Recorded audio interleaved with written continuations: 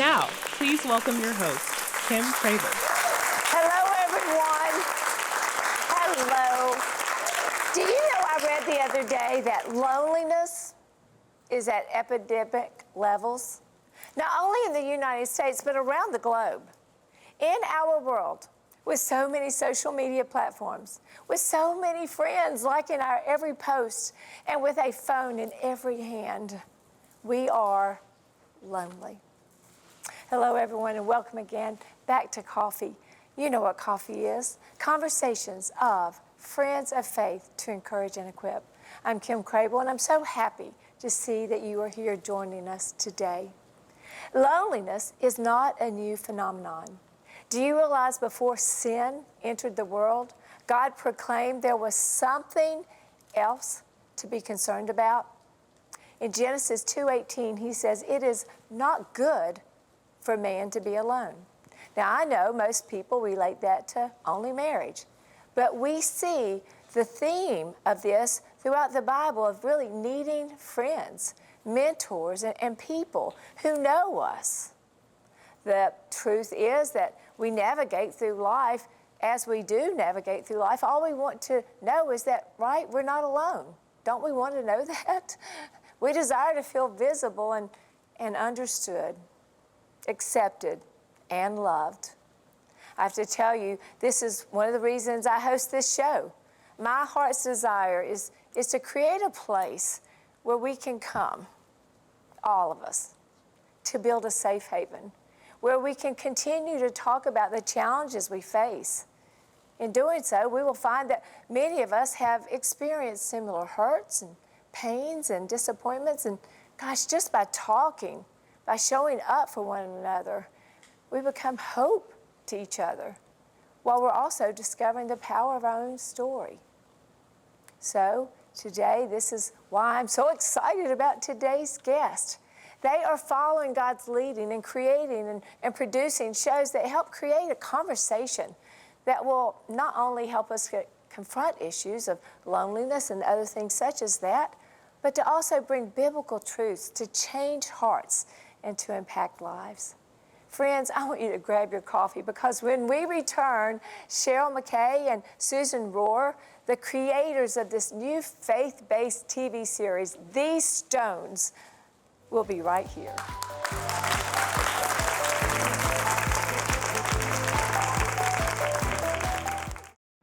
Wonder if I'll get my first peek today. I took a home test, 3 of them, just to be sure. Sure. I heard mine might be the size of a raspberry now. How about yours? Last time I came, 7 centimeters. Oh, is that like the size of a lemon? A peach. Drea? Is the size of a grapefruit now. Does he want to biopsy it again? Okay, don't go all doctory on me. Yes. Although he assumes it's still benign. I can't even tell you what this session is going to mean to me, and just what these women are doing to really create a conversation that really matters. It's going to bring healing. I can barely talk about it without crying. Come on out here. Cheryl and Susan, welcome, the creators of These Stones. Come on. So glad to have you. Thank you so much. Oh, my gosh. Absolutely. Have a seat, sit down. The trailer we're going to get to in just a moment. What you're doing is so phenomenal. They're like bringing the Bible to life. And you're making, my heart's desire is to see God's word alive and active, and in a way that it touches us and it changes us. That it's not just something that you read and you put back on the table and you go, well, that was a nice story. That it's something that infuses your being And I believe that's what you're doing. And so thank you for coming. And we'll get into this more. But let's just start with your relationship. Let's just talk about how you two met and how this came to be. Awesome. Yes, well, the fun part about this is that I watched a show she did, an Emmy-winning special. It's an after-school special for teenagers when I was 15 years old. And so I wrote her a fan letter and told her, I want to do what you do. And she actually answered me back then. And I held on to her as a mentor for a long time, and I showed up in her office and asked for an internship, and she taught me how to be a script reader and understand good story. And so it started out in that business way, but it eventually evolved into a very strong friendship where she saw me through some of the most difficult times of my life. And she was there during the single season when I was really annoyed with God for taking forever to write my love story. And thank God my husband's here in this audience right now. And but she saw me through all of those difficulties. But at the same time, we were always trading scripts. And when it came the time for the opportunity for these stones to come up, there wasn't anyone else that I wanted to help bring to the table with the rest of our wonderful team, because we already have that same sensibilities and the kinds of stories we want to tell and the impact we want to make on the world through what we want to tell. And so I am not a director at all, and I have no interest in that. So bringing her on to help me with the writing as well as directing was a very natural choice. And what a writing it is. I can't wait for you to tell the audience about these stones, Susan. Thank you so much for coming.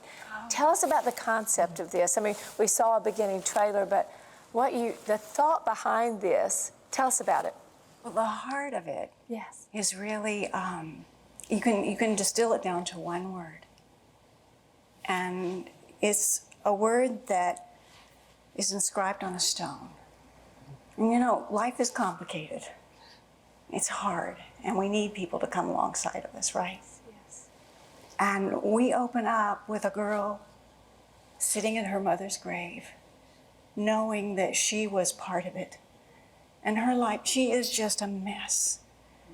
And she's looking at this stone, you know, just trying to figure out, how do I move forward in life, completely forlorn?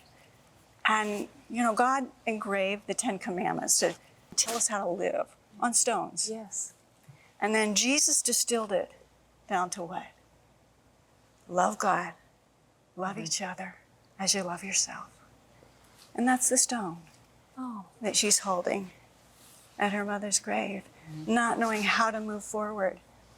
And these stones, at its heart, is about love and about activating us to be able to see the living and active word and how we can take that and put it into practice in our lives with each other. Yes. And we do that through an allegory, Yes. a biblical allegory. The Bible says that when Jesus died, the veil was torn Yes. and the earth shook and the tombs opened, and all of these saints, after Jesus rose, all of these saints arose too. And they went, resurrected human beings, into the city and started visiting people. Right. Right. Breaking the bonds, breaking that loneliness and making connections, which Right. is And so important. I mean, it's not a scripture that I've ever heard taught. Yeah. But that's the allegory. That's where our allegory springs out of. Like our what if. It's a big what if, because we don't know. It's a mystery, Yes. you know. And it's the what if these people lived on? Yes. What if they were appointed to die once? So and they explain lived that on? a little bit deeper, though, because they may have no idea what the concept of the show is, and it is phenomenal. So give us an idea of. Well, the way that we took the book manuscript a pastor wrote was take that concept of the Bible characters matched with someone who's in trouble, Yes. and then we turned it into this TV series where we could have guest stars meet a different character every week. So okay, so are you getting that? They meet a Bible character, but they have to work undercover. They're not allowed to Bible share characters who they are at first. working undercover. Yeah. To come back. Yes. To mentor a contemporary situation. Yep. And people who are going through problems similar to what they went through in the Bible that Yes. match that emotional heart. but they have to talk like they belong today until Yes. it's time for the big reveal. It's kind Yes. of like Touched by an Angel, where they were finally allowed to say, "Hi, I'm an angel." Yes. In this case, they're able to say, like, "Hi, I'm Aaron from the Bible. I'm Moses' brother," or we have 6 of them in the first season. Yes. Okay. What we're seeing here in the trailer. Tell us about that. Well, so this was a little scary for me because when we finally decided to take on these stones as a project, I knew God was nudging me to write my true life story with my husband into an episode, which was scary because I had not shared that publicly. This is one of the first we're doing that with and through this show. It was embarrassing, and it was something I never wanted to talk about on social media, let alone on television. But God nudged me and said, "You can help people through the pain you've been through." But I jump back in time to when I was 14. I always had a dream of having a child, not just any child, but a daughter, and she was going to look like me. She was going to have olive skin and the same color hair and eyes, but I didn't want to do things outside of God's will. So I'm like, I'm going to wait for God till I have a husband, and I didn't know it was going to take forever till I got married. That was one of the many trials she walked me through. Yes. I was about 39 when I got married, and so a little later for conceiving being easy. And so, but with God showing up like that, I knew he was going, at least I thought, that he was going to show up and give us a child. And a lot of times in my life, I was known as the person of a lot of faith. And I would write books without the endings. And God would say, "You need to write these books while you're in pain, and then I'm going to give you your ending." Wow. And so I thought this was going to be like that, this story that I was living with my husband, where we were going to have a child. It's just he wasn't going to make it easy. And so when all of these physical problems started happening for me, I had for over an 8-year period. They were terrible, and it was every single one of them tied to having a baby, even if it was different. And so in the meantime, we're in a part of a young marrieds group, and I know this makes me terrible, but sometimes when you watch everybody else have kids, I really struggled with that. And one baby when we joined Young Marrieds, there were 30 by the time we left when we moved out of California. While you were trying to conceive. Yeah. And so sometimes I felt like it was my fault that it wasn't working because my attitude wasn't in the right place. Like I went through a lot of that internal struggle. But to tie it now to the scene that you just showed, that was the most direct moment of my life that actually happened when I found out I had a tumor, and I had to go back and find out if it grew. I was sitting in the waiting room of that medical office with my sonogram of a tumor while everyone around me was coming out with their sonograms of babies and happy.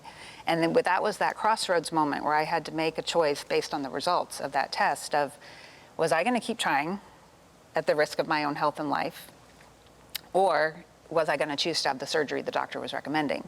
And the challenge with that question was, I was afraid if I said yes to surgery, I was closing the door on God to pull off this last-minute miracle that I was expecting. And I had that wrestling match to go through. Yeah. So. And then in the process of this, I hope that you are understanding what she's saying. This is her story. This show, this one particular segment was your story. And I don't, Cheryl, to be able to take that deep pain and give it to the Lord so that it can give hope to the others, I just have to applaud you for that. That is such a big thing, because that is something that, so many people deal with. But what happens in the movie, can we talk about that? I mean, I don't want to give it away, but someone comes to you from the Bible. Yeah. And how much of it do you want to tell me? Sarah is the career. So Sarah comes back from the Bible. Everybody the knows Bible characters in a figurative way. Yes. They come back to come alongside. Yes. And we're kind of like Sarah in the story, because Sarah, Sarah had her yes from God, and she had her miracle from God. Yes. And she goes into this situation like we sometimes do. We think we're supposed to go in and encourage the person's faith. You're going to get your miracle too. Yes. And so, but these people from the Bible, they were humans too. Yes. And they're finding their way. And so we take them off their pedestals and see them as human beings. Yes. And there Sarah is, and she doesn't really always know. The Bible says we know in part. Right. And so she's trying to navigate her way. What do I say to this person? Because she's not hearing anything from God about how to encourage her best. Yeah. And this person is in the middle of crisis. She's in crisis. She's in her messy middle.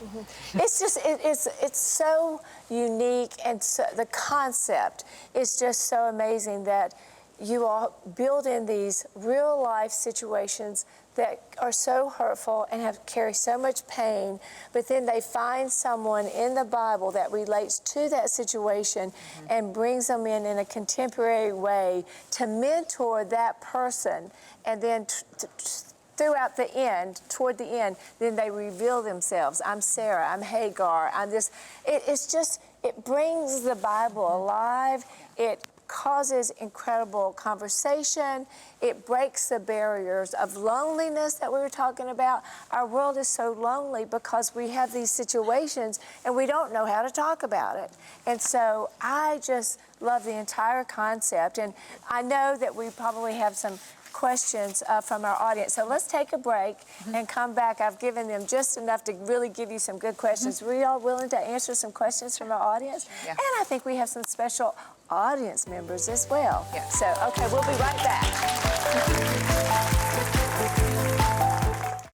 Sarah, have you even heard a whisper that this is an annunciation? Not yet, but that Because it isn't.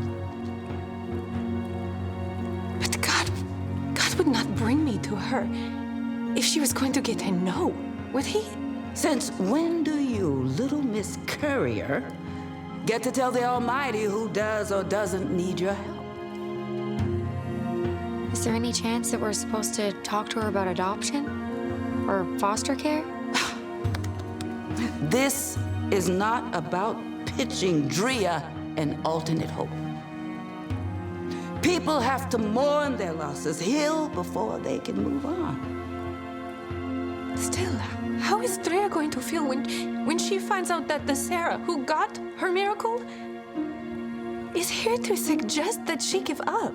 Has it ever occurred to you that maybe you're not here because of your happy ending? That perhaps she needs you because of your messy middle? Because if anyone can understand the pain that Drea is in watching everyone around her get pregnant except her, it's you. I am telling you what, that is powerful. Thank you. Because so many in our world today are getting no's. I mean, not everyone gets a yes. Right. And we don't know what to do. Tell us about that.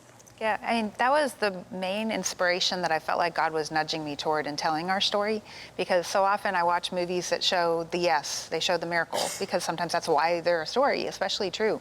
But in this case, I was like, I really feel like there's a lot of people out there that get no's, but there's nothing for them to watch. And I wanted to write the show that I needed to see years ago when I was going through these things.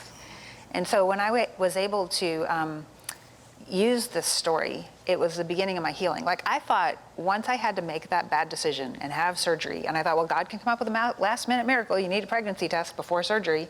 And he didn't show up, in my opinion, at the time. And I'm like, okay, I went through with it. I thought that was going to be the healing for me, but it really wasn't. That's kind of when a lot more anger became a part of the story. But a year later, when he started talking to us about making these stones, or nudging me that direction, I felt like he's like, I'm going to heal you through your story and through telling and sharing your story. And so being able to, that's part of my piece. That's my Romans 8:28 in life, where he uses good for, or uses bad for good. But the other thing was, you know that verse about a hope deferred makes the heart sick? And then the longing fulfilled is what fixes it. But I'm like, if that hope is in the wrong thing, then you are going to be in pain, because you're not going to get that thing. And learning that that's not the right hope to be hoping in. The other mistake I made was naming and claiming the wrong verses, like believing in things and saying, well, God, you set the lonely in families, or you heritage from the Lord. And I matched that with, oh, God, you're going to move mountains. And I'm like, so you're going to do this for me. But I misused scripture to fit my desires and not necessarily his will. You know, and I mean, I get a chance to share a lot more about this testimonial in the book that she and I co-wrote, a devotional to go with this, so people can learn more about that side of things and ask themselves those questions that we have in the discussion guide about, are you holding on to something as an idol before God that he may not have for you that's causing you the pain that you're in? So once I was able to get to that point where I'm like, all right, he's given me a no, now I can move forward by sharing, that is so healing for me. Yes. Yes, and it's going to be healing for so many. It's extraordinary. I can't say enough about the concept of what you're doing. Thank you. Imagine contemporary situations where someone from the Bible walked through that situation and they come to mentor. I just can't, I guess because I'm so excited about bringing the Bible to life, that it just touches me so much. It just means so much to me. So let's get down here. You have some special people in the audience. Let's introduce them. Do you want me to follow you? Well, you can. Okay, so we have some great people in the audience that came to support our show today. And we have Aaron Bethay, who plays me in the episode. Yes. We also have Sean Mixon, who plays my husband Yes. in real life. Yes. And we have my real husband, so Sean Mixon, and then Chris Price. Yeah, thank you all for being here. So let's ask some questions. Let me ask a question here. What was it like to play Cheryl? What did that mean to you? You can stand up if you'd like. Oh, sure. Yeah. Hi. And thanks for coming. Absolutely. I've seen you in other movies, so it's so nice to meet you. Thank you. Well, that's, Cheryl and I have known each other just from working side by side and never on a project together in other faith-based projects. And so I was really honored. I mean, my husband and I helped produce the series alongside them, but I was really specifically honored when Cheryl directly asked me to play the role that was representing her story, because I think that alone is just showing a lot of faith that she had in me as an artist, as a believer, to be able to show that faith journey. And I was really mostly delighted. I think I told you this when you asked me. I was like, I'm most excited about saying yes because the episode is about no. And we just don't see that a lot in faith-based stories. We know that the Lord is faithful, and we know that He works all things together for our good. And sometimes I think we believe that means He works all things together for our definition of our good. Yes. Right? And we can. It was a real honor to just bring to life a character who finally just relinquishes and accepts that He has a plan and that it isn't her plan, and she can be sad that it isn't her plan, and she can be mad that it isn't her plan, and she can feel all of those human feelings, but at the end of the day, she's trusting her good Father to take care of her and her husband. And you do that so well. That was what's so amazing to me, is that you do that so well. And we all cried when we watched it. We cry because everybody wants that happy ending that you think that. But then you realize God's plan is greater than what we can imagine, and He can use our hurt as a voice of hope, and you do that. So thank you. Yeah, and what about this guy? Come on. This is Sean You Mixon. did. So what was that like, playing that role? And I will tell you, the moment that you just won my heart was when you were looking at her and you said, "Welcome home," because she had come back to who she was. Tell us about that. Well, getting to that point, as far as the emotional aspect of it, I had to channel actual personal relationships that I had. One of my best friends, one of my childhood best friends, he and his wife went through something very similar that Cheryl and Chris have gone through in their lives. So I was constantly a confidant for him and his wife, because they didn't start conceiving children until later in their ages as well. So being able to relate their story to what's going on in this particular episode, I was able to channel a lot of those emotions, a lot of those prior conversations that I've had, with my best friend. And so finally coming to that understanding, doing all the character development that we as actors do, and coming to that moment where, she finally, decides to, hey, I'm gonna, be here, and I'm not gonna go through this. You helped her so much. I mean, your role, Yes, and it just, to me, it showed just the dynamics of how important a family can be at times when it could truly fall apart. Absolutely. Thank you for that, what you did, and I can't wait for everyone to see that. You did a great job. I want you to come back on the show, both of you at another time. And now the real husband, come on over here so we can stay in the light. Come on over here. It's so nice to meet you, and the story is phenomenal. Tell us, what does this mean to you, seeing all this play so that other people, it looks like we have a minute left. What did it mean to you personally, seeing this? Well, for us, I think it was exciting just to get out our story and let people know that you don't always get the yes, but it's still okay, that God is still faithful even in the midst of a no or a yes.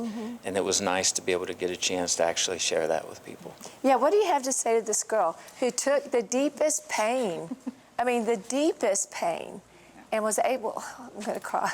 It's just so awesome that you take the deepest pain and then turn it into something you know, you might be feeling like I'm getting no's, but I'm going to say yes to God to use it. What do you have to say about what she's done? Oh, she's amazing. She is truly amazing, and she inspires me every day. Oh, that's amazing. Yep. God gave me a beautiful gift in him, and that's what helped me go through this. Yeah, absolutely. Incredible story. Thank you all so much, so much. Yes. All right. Well, we have a couple minutes left. Thank you all so much for coming. Such an honor. I'm so sorry that our shows are so short, but we can get a lot in 30 minutes. Cheryl, what have we not talked about?